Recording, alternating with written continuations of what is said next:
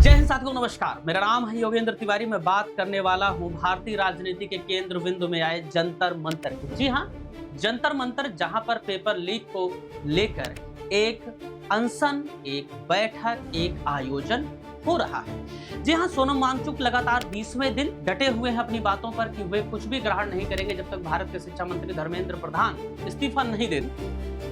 पहले होता यह था कि मास्टर का बेटा ही मास्टर बनेगा, डॉक्टर का बेटा ही डॉक्टर बनेगा, पुलिस में जो है उनके बेटे ही पुलिस में शामिल होंगे, आईएएस का बेटा आईएएस बनेगा। आज भी कुछ हद तक हो जाता है, क्योंकि इसमें ये कह सकते हैं कि वो अपने बच्चों को प्रॉपर गाइडेंस प्रोवाइड कराते हैं। लेकिन जो हिस्सा बच जाता है उसमें एक गरीब तक का अपना 100% एफर्ट लगाकर ये कोशिश करता है कि वो अपने बच्चों का भविष्य, अपने परिवार का भविष्य सुरक्षित कर पाए। लेकिन पेपर लीक के माध्यम से ये सब पे पानी फिर जाता है। अब जब डिजिटल एजुकेशन, ऑनलाइन एजुकेशन आया, इसने बड़ी क्रांति। बच्चों को टाइम पर नोटिफिकेशन का पता चलने लगा, बच्चों को टाइम पर एग्जाम का पता चलने लगा, बच्चे प्रतिष्ठित शिक्षकों से क्लास अटेंड करने लगे, मिनिमम शुल्क में पढ़ाई करने लगे। कंपटीशन इतना बढ़ गया, जिसकी कटाफ कभी 50 भी नहीं जाती थी, उसकी कटाफ 80।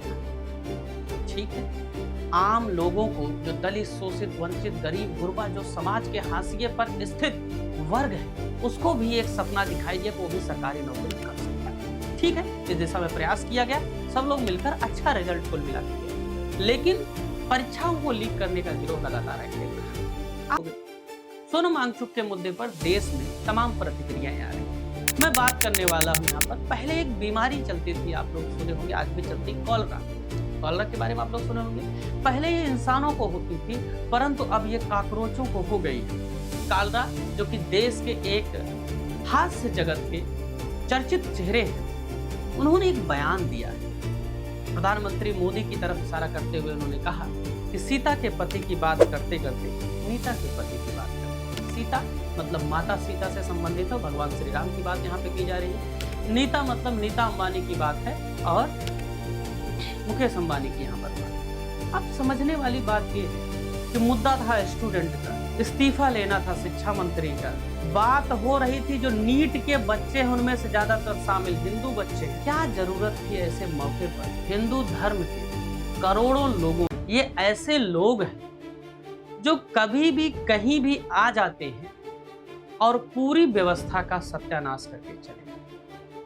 आखिर हम लोग जब एक विद्यार्थी के तौर पे सोचते हैं, हम ये सोचते हैं कोई जिम्मेदार समूह हमारी बात को सरकार तक रखे, वो राजनीति न करे। हमें राजनीति नहीं चाहिए यार, हमें रोटी चाहिए। हमको आप रोटी के लिए साधन उपलब्ध करवाएं, हम मेहनत करके खुद ही उसको रोटी तैयार कर लेंगे। आपको रोटी भी नहीं देनी है, संसाधन सिर्फ बताना है कि आप ये प्रोसेस फॉलो कर लीजिए। अब उसमें ऐसे लोग जब आकर बोल देते हैं तो इससे एक राजनीतिक जो रोटी है वो पकने लगती है, जो हमारे भविष्य के लिए खतरा है। भारत में तमाम बार ऐसा देखा गया है, जब कोई बड़ा आयोजन ऐसा होता है जिसमें सरकार के तरफ हम अपनी बात रखना चाहते हैं, बच्चे अपनी बात रखना चाहते हैं कि भाई ये पेपर, आप सोचो बच्चे ही तो है, वो तो सारे जाके पेपर दे रहे हैं अपना, उनको तुम्हारी राजनीति से कुछ नहीं पड़ा है कहीं पर भी।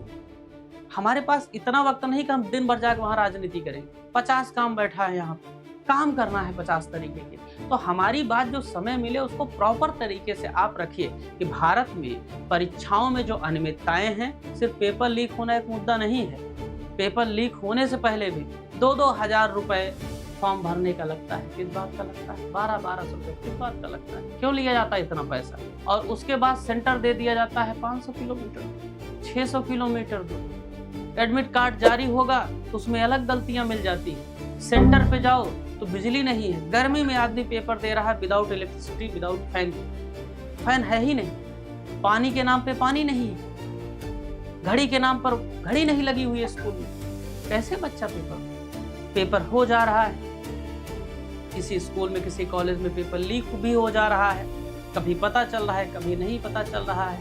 साथ ही साथ कभी एग्जाम सब कुछ हो गया, आंसर की जारी किए तो पता चल रहा है कि 15-15 क्वेश्चन, 10-10 क्वेश्चन गलत आंसर की जारी कर दिए। इसके साथ ही साथ कई बार तो out of syllabus he question पूछे जा रहे हैं, हमें एलियन समझा जा रहा है। उसके बाद रिजल्ट आ रहा है, तो लड़का वाले में लड़की का नाम आ जा रहा है, लड़की वाले में।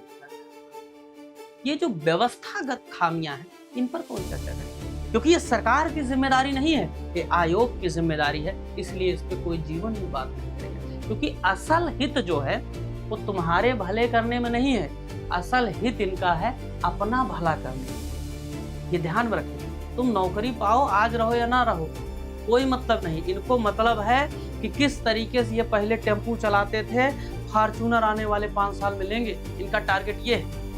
तो हमें ये समझना पड़ेगा कि भारत में जो प्रोटेस्ट हो रहे हैं उनकी मनोदशा क्या है। सबसे जो कुकृत्य व्यक्ति होता है,